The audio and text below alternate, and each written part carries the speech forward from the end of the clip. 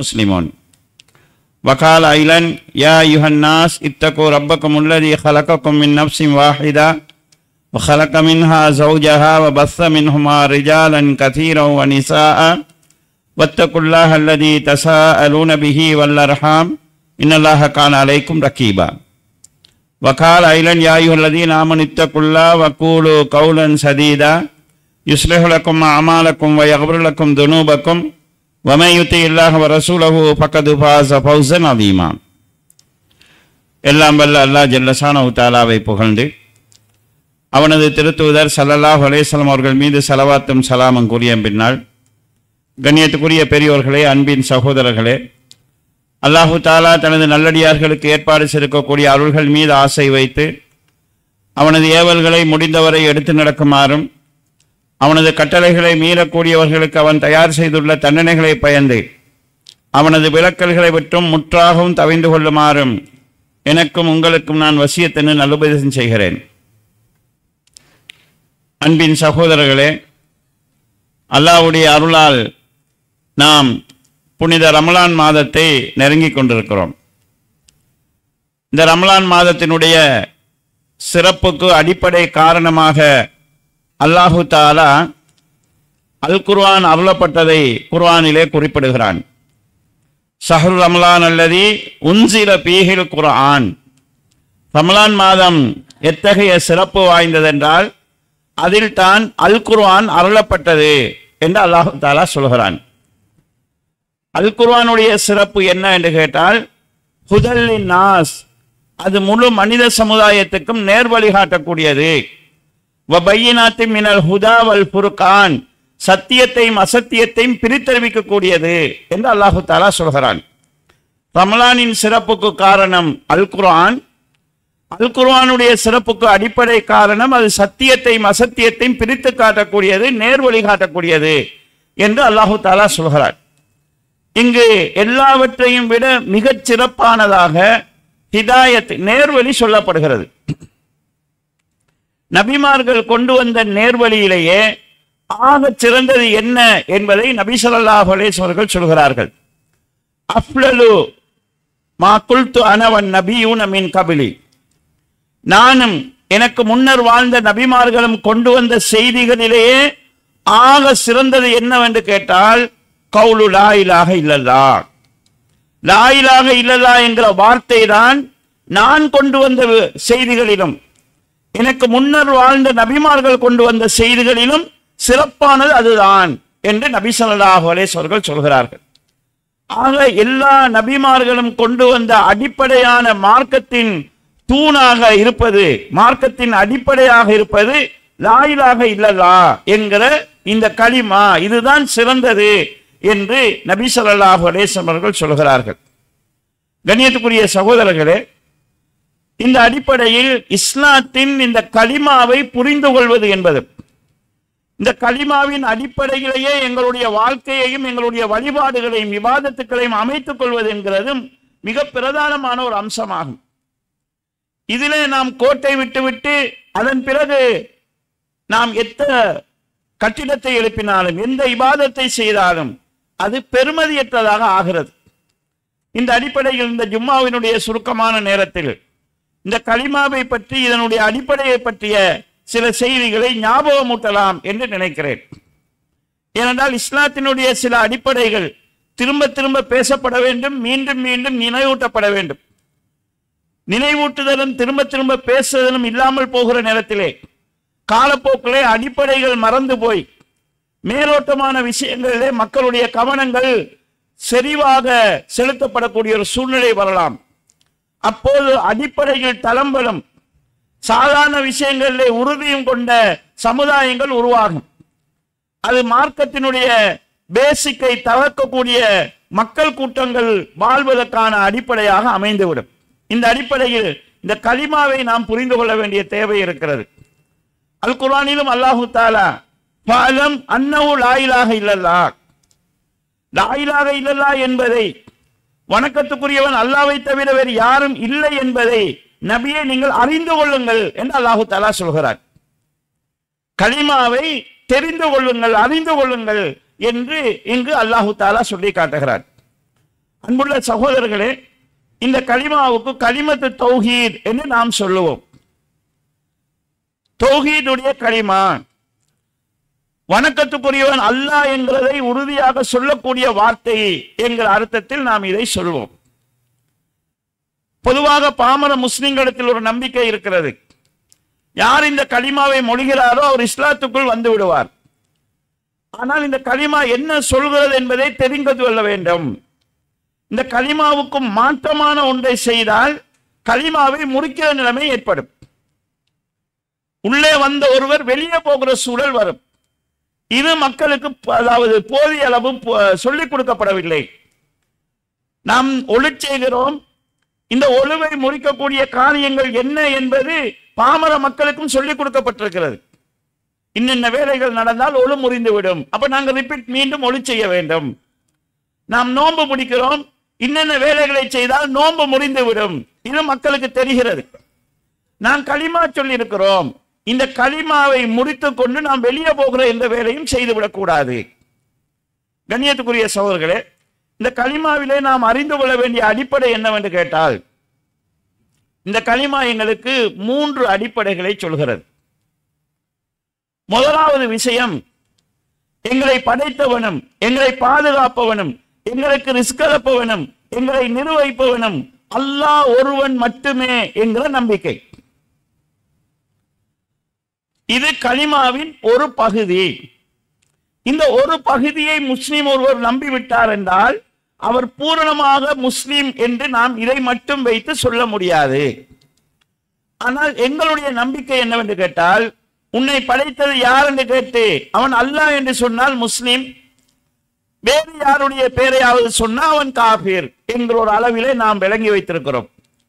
ஆனால் நபி ஸல்லல்லாஹு அலைஹி வஸல்லம் அவர்கள் மக்காவிலே பிரச்சாரம் செய்கிற போது யாரெல்லாம் நபி அவர்களை எதிர்த்தார்களோ அவர்களில் பெரும்பாலானவர்கள் தங்களை படைத்தது அல்லாஹ் என்று தெளிவாக நம்பி இருந்தார்கள் என்று குர்ஆன் சொல்கிறது, ஹதீஸ் சொல்கிறது, வரலாறு சொல்கிறது. அல் குர்ஆனில் அல்லாஹ் தஆலா உங்களை படைத்தது யார் என்று அவர்களிடத்தில் கேட்டால் லயக்கூலன்னல்லாஹ், அல்லாஹ் தான் என்று அவர்கள் சொல்வார்கள்.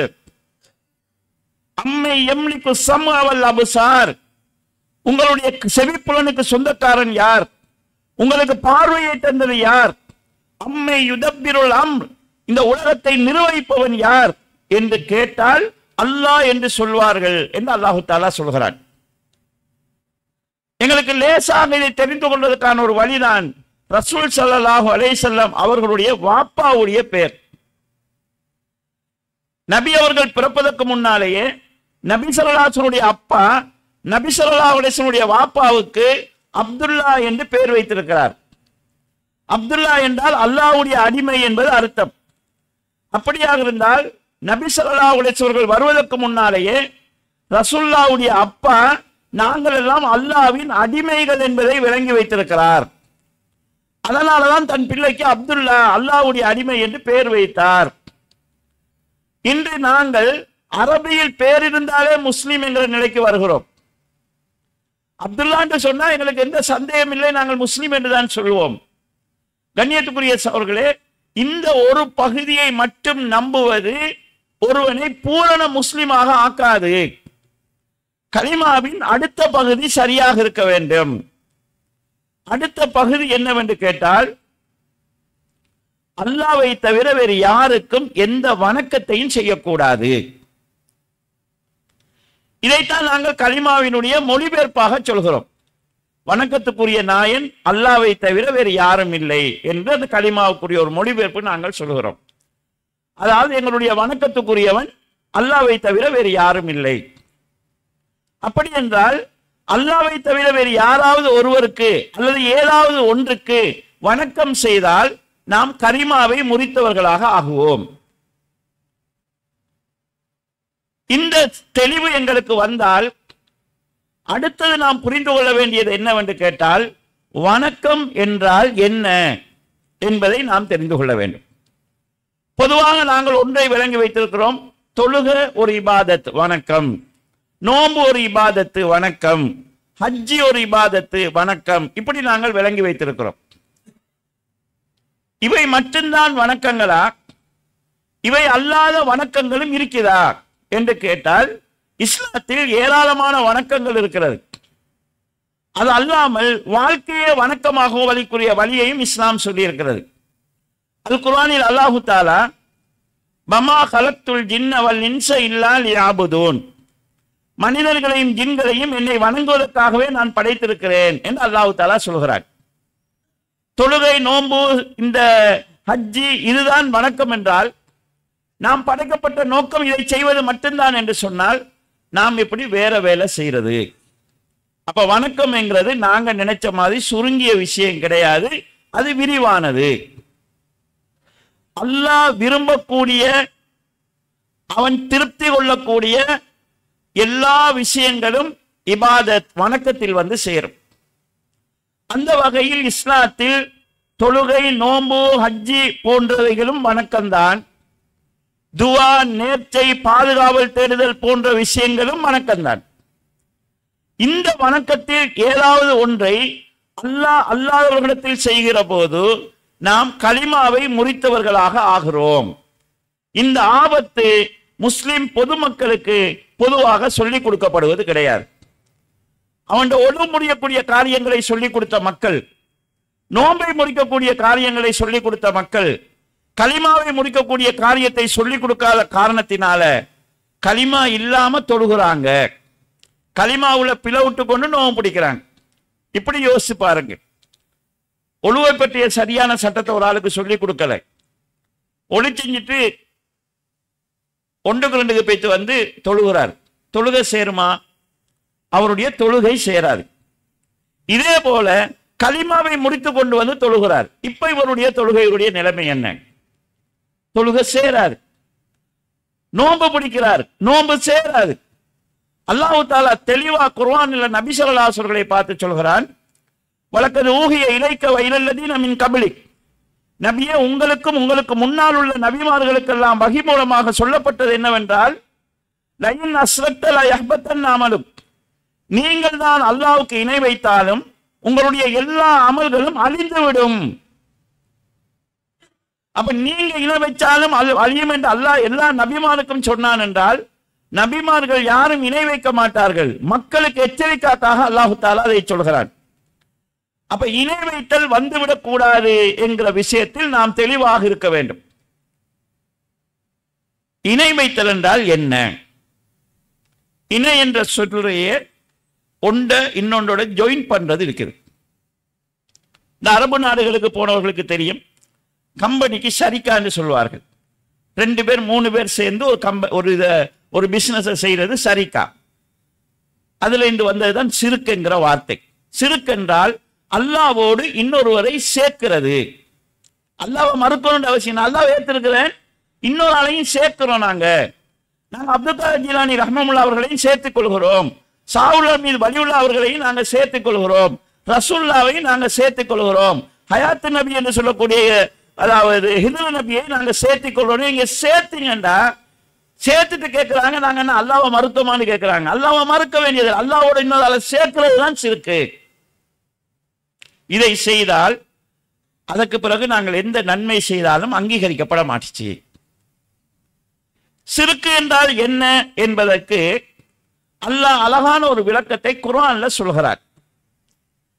லுக்மான் அலைஹிஸ்ஸலாம் தன் மகனுக்கு உபதேசம் செய்கிற போது, யா புனைய லா துஸ்ரிக் பில்லாஹ், என் அருமை மகனே நீ அல்லாஹ்வுக்கு இணை வைத்து விடாதே, ஃபைன்ன ஷிர்க லதுல்முன் அதீம், ஏனென்றால் இணை வைத்தல்ங்கிறது மிகப்பெரிய அநியாயம் என்று லுக்மான் அலைஹிஸ்ஸலாம் தன் பிள்ளைக்கு சொல்கிறார்கள்.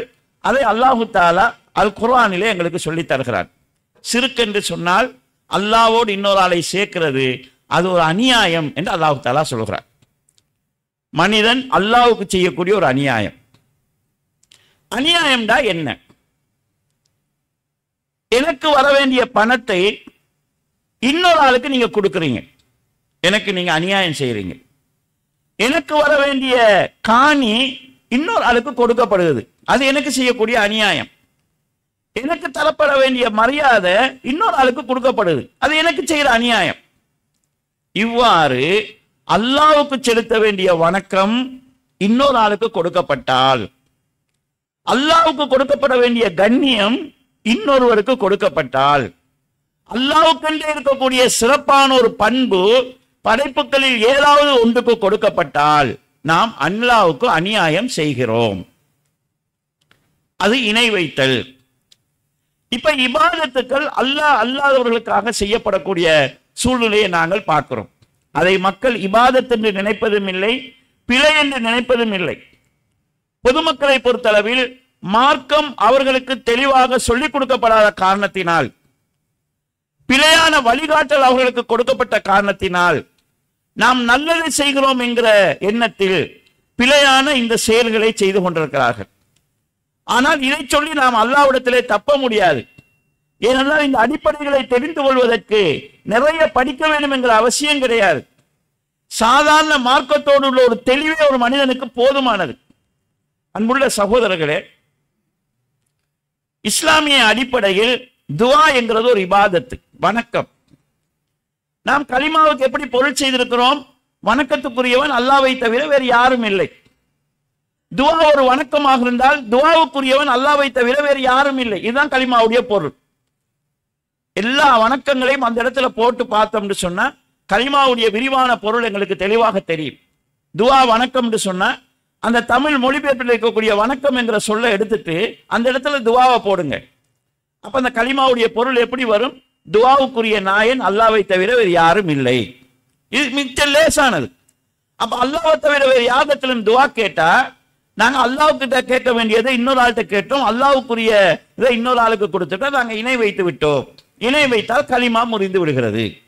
அன்புள்ள சகோதரர்களே, அல்லாஹ்விடத்துல தான் துஆ கேட்கணும், அவனை தவிர வேறு யார்கிட்டையும் துஆ கேட்கக்கூடாது என்று புரிந்து கொள்வதற்கு எங்களுக்கு நிறைய ஆதாரம் தெரிய வேண்டும் என்கிற அவசியம் கிடையாது. ஒவ்வொரு நாளும் தொழுகையில நாங்க இய்யாக நஅபுது வ இய்யாக நஸ்தஈன், யா அல்லாஹ் உன்னையே நாங்கள் வணங்குகிறோம், உன்னிடமே உதவி தேடுகிறோம்னு சொல்லிட்டு நீங்க எந்த அடிப்படையில அப்துல் காதர் ஜீலானி ரஹ்மத்துல்லாஹ்விடத்திலையும் ஷாஹ் வலியுல்லாஹ் ரஹ்மத்துல்லாஹ்விடத்திலையும் இன்னும் அடக்கப்பட்டிருப்பதாக நம்பப்படக்கூடிய நல்லடியார்களுடைய பேர்லையும் அவங்கள்ட்ட நீங்க எப்படி உதவி தேடுவீங்க? தொழுகையில் அல்லாஹ்விடத்துல கொடுத்த வாக்குறுதி இது பெரிய படிச்சு தான் தெரியணும்னு அவசியம் கிடையாது. ஒவ்வொரு நாளும் 17 தடவை நாங்க தொழுகையில ஒவ்வொரு ரக்காயத்திலும் இய்யாக நஅபுது வ இய்யாக நஸ்தஈன்ங்கிறத சொல்றோமே, இது பெரிய ஆதாரம், தெரியாத ஆதாரம் கிடையாது, எல்லாருக்குமே தெரிஞ்ச ஆதாரமாகத்தான் இருக்கிறது. அல் குர்ஆனில் அல்லாஹ் தஆலா ஏராளமான இடங்கள்ல தெளிவா பேசுகிறார். இன்னல்லதீன ததுஊன மின் தூனில்லாஹி இபாதுன் அம்சாலுக்கும், நீங்கள் அல்லாஹ்வை விட்டுவிட்டு யாரை நீங்கள் பிரார்த்தித்து அழைக்கிறீர்களோ, இபாதுன் அம்சாலுக்கும், நீங்க யாரை கூப்பிட்டாலும் அவங்களும் உங்களை போன்ற அடிமைகள் தான். அவங்க வானத்திலிருந்து வந்தாங்களா? பிறக்காம இருந்தாங்களா? பசி தாகம் இல்லாம இருந்தாங்களா? எல்லாமே இருந்துச்சு. உங்களை போலதான் அவங்க இருந்தாங்க. உங்களை போன்ற அடிமைகள் தான். ஏன் நீங்க அவங்ககிட்ட கேட்கறீங்கன்னு அல்லாஹ் கேட்கிறார். இன்னல்லதீன ததுஊன மின் தூனிஹி லா யம்லிகூன மின் கித்மீர், நீங்கள் யாரை அல்லாஹ் நீங்கள் யாரை அழைக்கிறீர்களோ அன்னும் அளவு அவங்க ஆற்றல் பெற மாட்டார்கள்.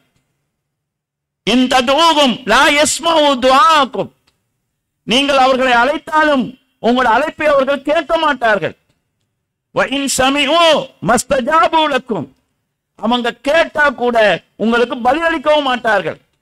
வ யௌமல் கியாமத்தி யக்ஃபுரூன பிசிர்கிக்கும், நாளை மறுமையிலே நீங்கள் செய்த சிறுக்கை அவர்கள் மறுப்பார்கள் என்று அல்லாஹு தஆலா சொல்கிறார்.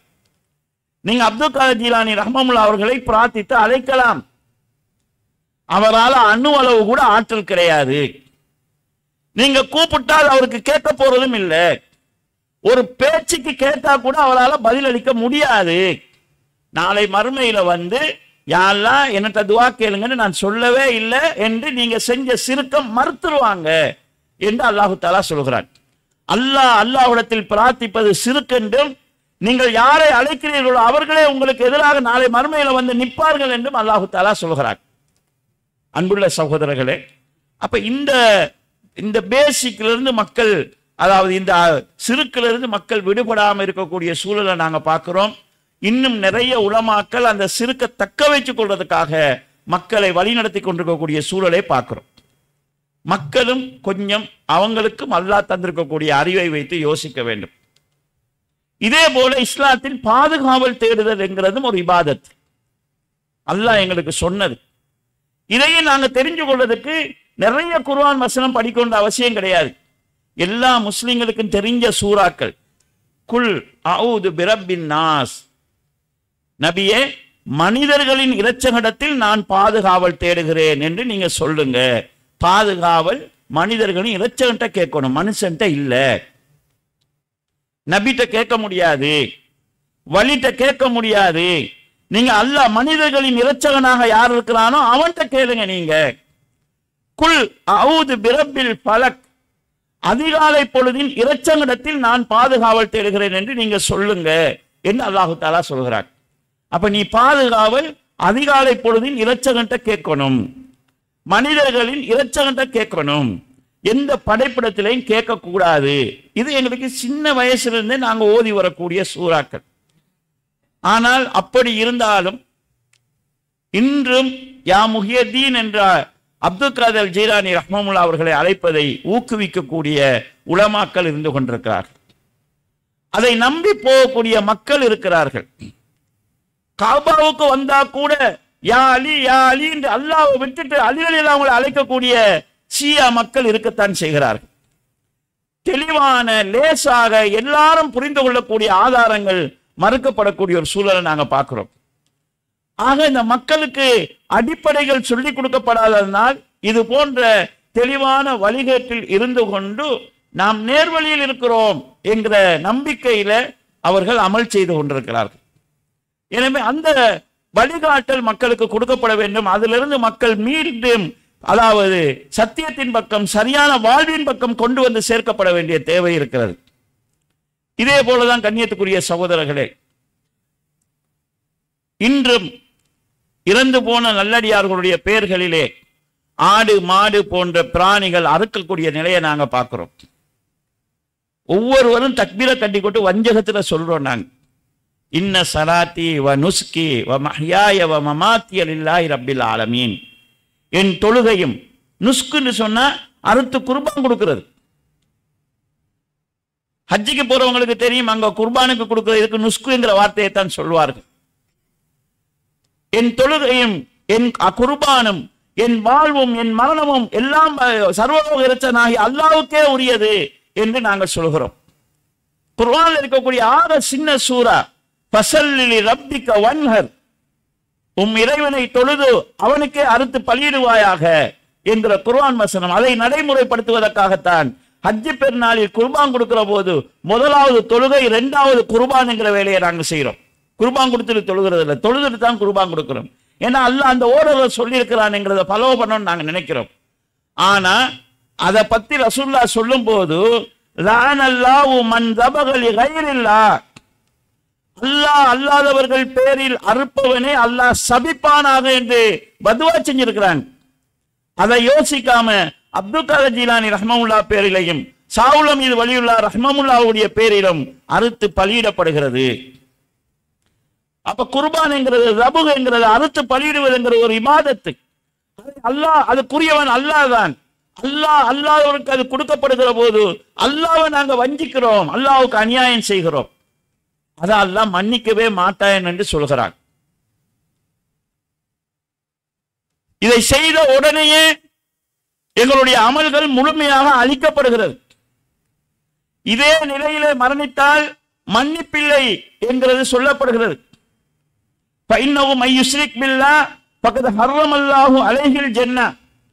யார் இணை வைக்கிறாரோ அவருக்கு அல்லாஹ் தஆலா சுவர்க்கத்தை ஹராமாக்கி விடுகிறார். அவருடைய நிரந்தர தங்குமிடமாக நரகமாகி விடுகிறது. இவ்வளவு பெரிய எச்சரிக்கைகளை குர்ஆன் எங்களுக்கு தெளிவாக சொல்லி இருந்தும் எல்லா நபிமார்களும் அடிப்படையிலே சொல்லும் போது யா கௌமி இஅ்புதுல்லாஹ், என் சமுதாயமே அல்லாஹ் ஒருவனை நீங்கள் வணங்குங்கள், அவனை விட்டால் உங்களுக்கு வேறு வணக்கத்துக்குரிய வேறவனும் கிடையாது என்கிறதையே தங்களுடைய மார்க்க போதனையின் அடிப்படையாக சொல்லியிருக்கும் போது, கண்ணியத்துக்குரிய சகோதரர்களே, இந்த கலிமாவினுடைய அடிப்படை புரியாமல் மார்க்க சில இபாதத்துக்களை, அது இபாதத் என்பதை கூட புரியாமல் அல்லாஹ்வுக்காக செய்யக்கூடிய சூழல் இன்றைக்கு வளர்ந்து கொண்டிருக்கக்கூடிய ஒரு சூழ்நிலையை நாங்கள் பார்க்கிறோம். அல்லாஹ்வுடைய அருளால் சில அறிஞர்களும் அவர்களோடு இருந்த பொதுமக்களும் பல்வேறுபட்ட சிரமங்களையும் தியாகங்களையும் சந்தித்து இந்த அடிப்படைகளை மக்களுக்கு போதித்ததினால் ஏதோ அந்த ஆபத்துக்களில் நாங்கள் எங்களை காத்துக் கொண்டிருக்கிறோம். நாங்கள் மட்டும் அதிலிருந்து விடுபட்டால் அது போதுமானது கிடையாது. எங்களை சார்ந்த எங்களுடைய சகோதரர்களுக்கும் அந்த செய்திகள் போய் சேர வேண்டிய கடமை இருக்கிறது. எங்களை தாண்டியும் இந்த செய்திகளை கொண்டு போய் சேர்க்க வேண்டிய பொறுப்பு இருக்கிறது. அறியாமையினாலும் தெளிவின்மையினாலும் எங்களை பற்றி இருக்கக்கூடிய தப்பெண்ணங்களினாலும் எங்களை பற்றி ஊட்டப்பட்டிருக்கக்கூடிய பிழையான தகவல்களினாலும் அவர்கள் எங்களை விட்டு ஒதுங்கி இருந்தாலும் அவர்களையும் நாங்கள் இணைத்துக் கொள்ள வேண்டிய தேவை இருக்கிறது.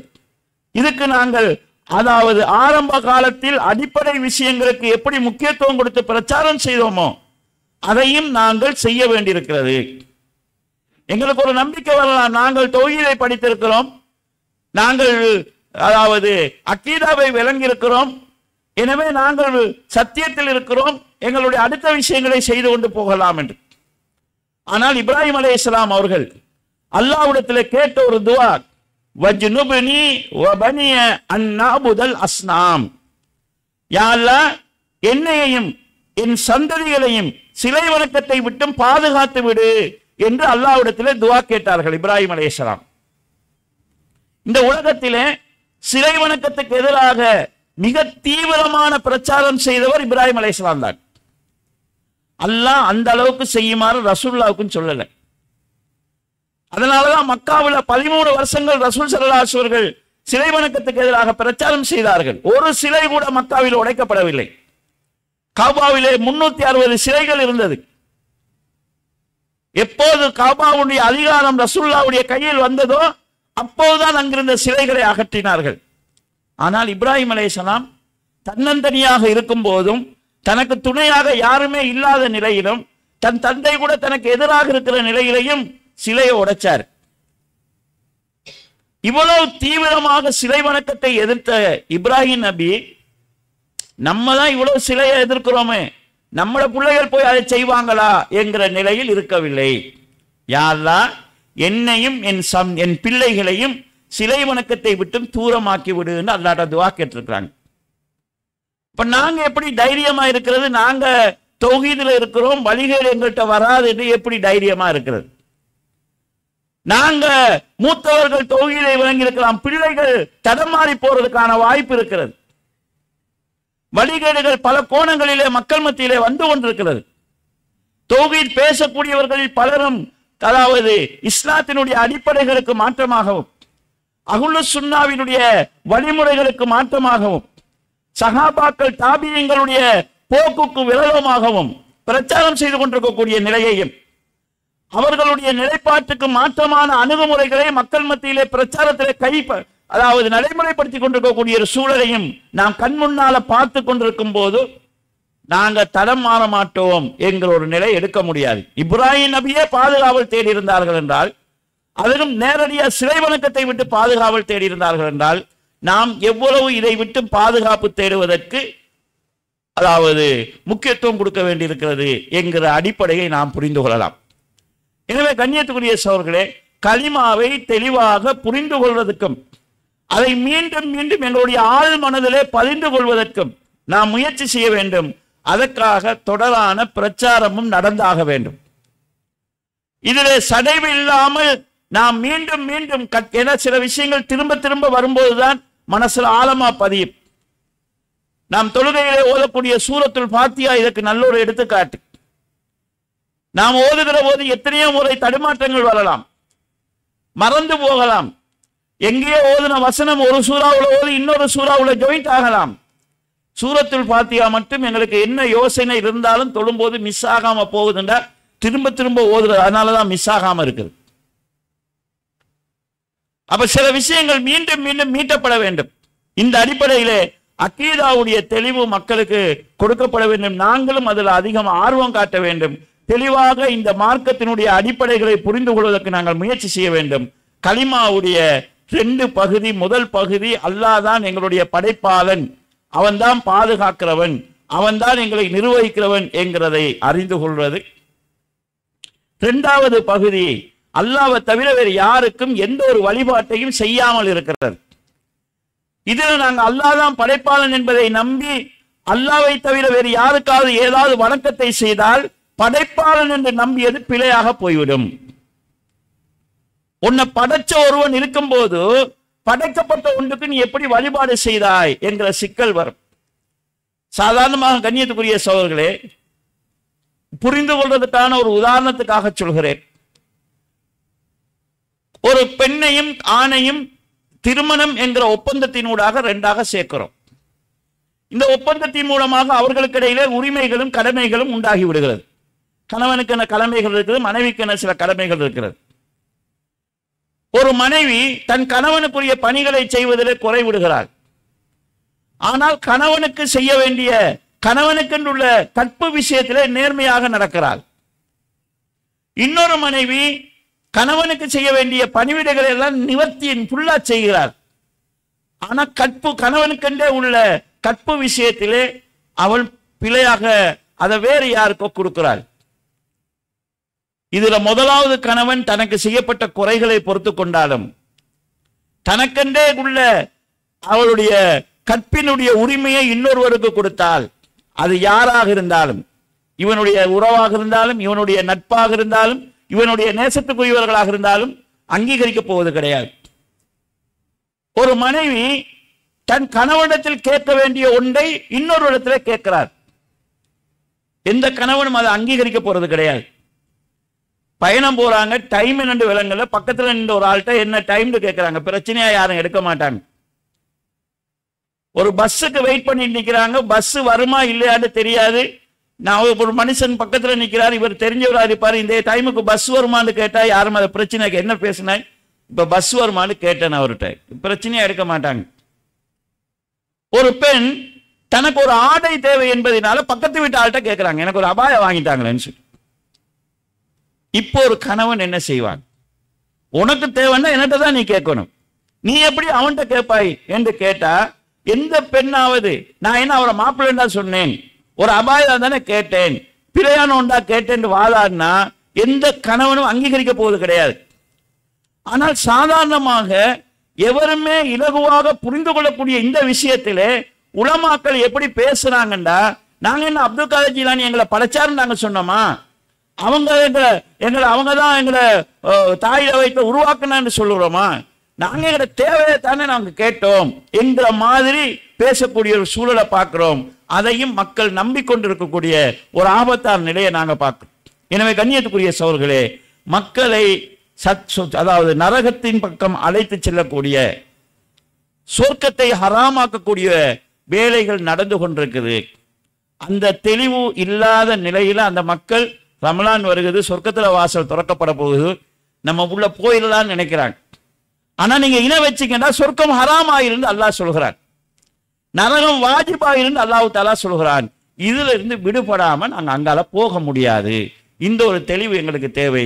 எல்லாம் வல்ல அல்லாஹ் ஜல்ல ஷானஹு தஆலா எல்லா வகையான இணை வைத்தகளிலிருந்தும் எல்லா வகையான வழிகேடுகளிலிருந்தும் என்னையும் உங்களையும் பாதுகாப்பானாக. வாஹிரு தவ்வானா அல்ஹம்துலில்லாஹி ரப்பில் ஆலமீன்.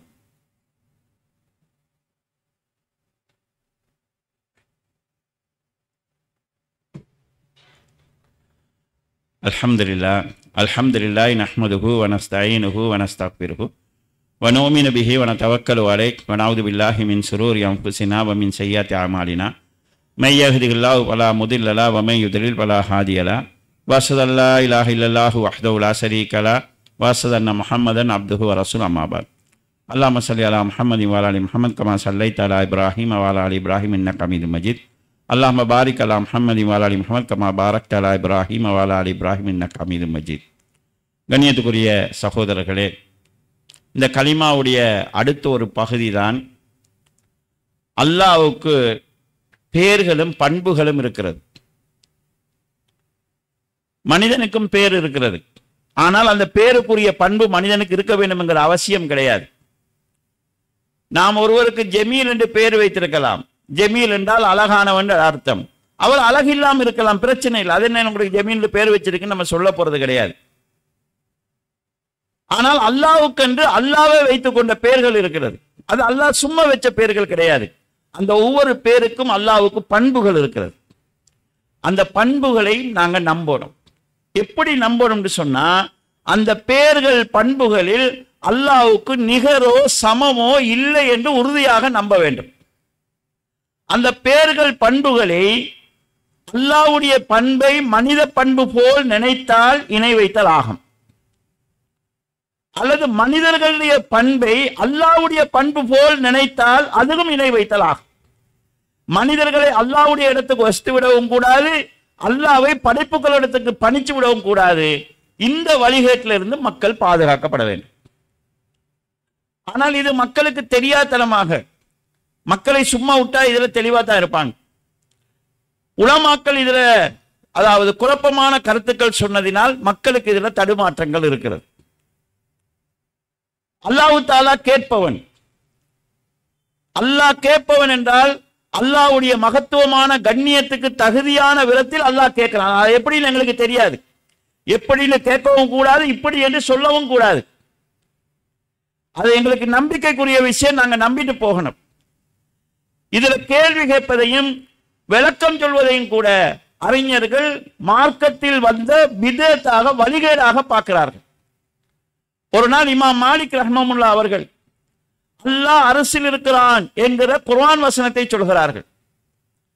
அப்போது அந்த சபையில் இருக்கக்கூடிய ஒருவர் அல்லாஹ் எப்படி அரசின் மீதானான் என்று கேட்கிறார்.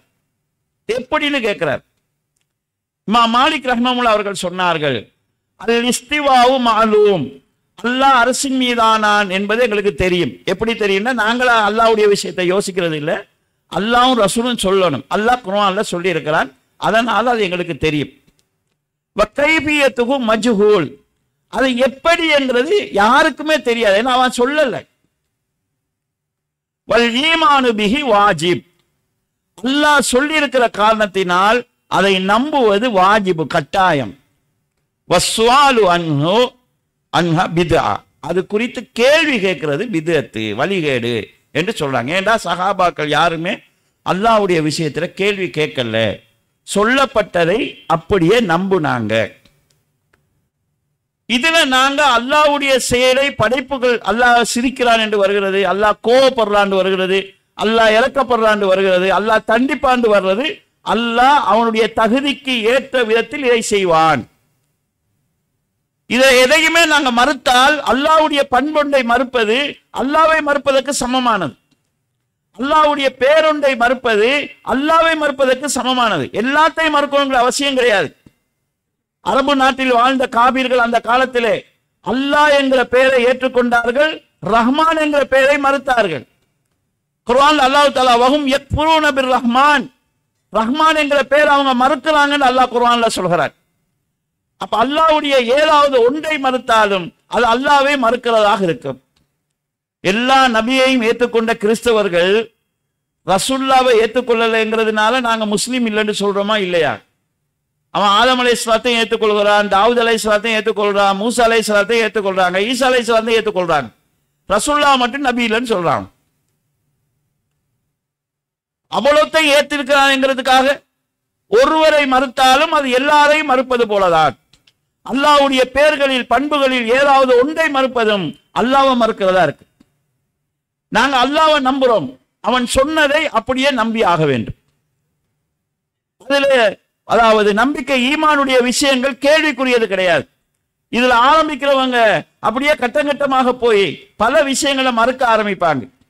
கபரு, அதுல எப்படி வேதனை இருக்குது, அது எப்படி ஒரு கபூர்ல 2 பேர் இருக்கும் போது ஒரு ஆளுக்கு சொர்க்கம் ஒரு ஆளுக்கு நரகமா இருக்கும், கபூர்ல வேதனை செய்யறது நாங்க எப்படி பார்க்கிறது, உடம்புதான் இல்லாம போகுது என்று சொல்லி ஒரு கேள்விகளா வரும்போது சரி கபருடைய வேதனை இல்லை, இந்த மாதிரி சிந்தனைகள் வரும்.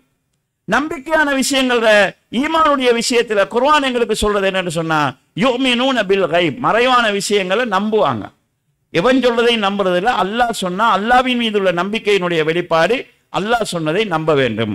நபி அவங்க சொன்னா நபி மீது உள்ள நம்பிக்கையினுடைய வெளிப்பாடு மறைவான விஷயமாக இருந்தாலும், எங்களுடைய அறிவுக்கு படாததாக இருந்தாலும், எங்களால் புரிந்து கொள்ள முடியாததாக இருந்தாலும் சொன்னது நபி என்கிற காரணத்தினால் நம்ப வேண்டும்.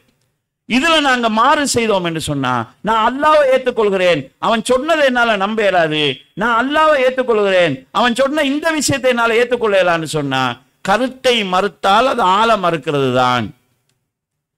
அப்ப அதிலையும் இணை வைப்பு ஏற்படும். எனவே இந்த தெளிவு எங்களுக்கு தேவை. இவற்றை நம்ம அதாவது முழுசா பயான்களை நாங்க முழுமையாக புரிந்து கொள்ள முடியாது. உங்களோட பள்ளிகளில் இருக்கக்கூடிய வாராந்த பயான்கள் இந்த அடிப்படையான விஷயங்களையும் இதுக்கென்று இருக்கக்கூடிய நூட்களை மையமாக வைத்தாவது படித்துக் கொள்வதற்கு நாங்கள் முயற்சி செய்ய வேண்டும். ஆக கண்ணியத்துக்குரிய சகோதரர்களே, மார்க்கத்தின் அடிப்படை சம்பந்தமான தெளிவான வழிகாட்டலையும் தெளிவான விஷயங்களையும் ஆதாரங்களின் அடிப்படையில் புரிந்து கொள்வதற்கு நாங்கள் முயற்சி செய்ய வேண்டும். அதுக்கு உங்கள் மத்தியில் இருக்கக்கூடிய உலமாக்களை பயன்படுத்துங்க. இது போன்ற நல்ல மஸ்ஜிதுகளை நீங்க பயன்படுத்துங்க. இவற்றினூடாக எங்களுடைய பள்ளிகளை நாங்கள் ஒளியூட்ட முயற்சிக்க வேண்டும். மாஷா அல்லான்னு சொல்லி, அதாவது ஏனைய இடங்களிலே இருக்கக்கூடிய சில குறைகளை நாங்கள் இங்கு இல்லாமல் பார்க்கிறோம். ஜமாத்து தொழுகையில் நிறைய சகோதரர்கள் கலந்து கொள்கிறார்கள். சுபவுடைய ஜமாத்திலே நிறைய சகோதரர்கள் கலந்து கொள்கிறார்கள். இஷாவுடைய ஜமாத்திலே நிறைய சகோதரர்கள் கலந்து கொள்கிறார்கள். கலந்து கொள்ளக்கூடிய சகோதரர்கள் அதிகமாக இருந்து திக்ருகளை துஆக்களை செய்துவிட்டு அவருடைய தனிப்பட்ட அமல்களை செய்து அமைதியாக ஆறுதலாக செல்லக்கூடிய ஒரு சூழலை பார்க்கிறோம். இது மேலும் வளர வேண்டும். இந்த வளர்ச்சியில அறிவு ரீதியான ஒரு வளர்ச்சிக்கு அல்லாஹு தஆலா அருள் செய்ய வேண்டும். எல்லாம் வல்ல அல்லாஹ் ஜல்ல ஷானஹு தஆலா சத்தியத்தை சத்தியமாக அறிந்து கொள்வதற்கும் அதை அப்படியே பின்பற்றுவதற்கும் அசத்தியத்தை அசத்தியமாக அறிந்து கொள்வதற்கும் அதை விட்டு முற்றுமுழுதாக விலகிக் கொள்வதற்கும் எனக்கும் உங்களுக்கும் தௌஃபீக் செய்ய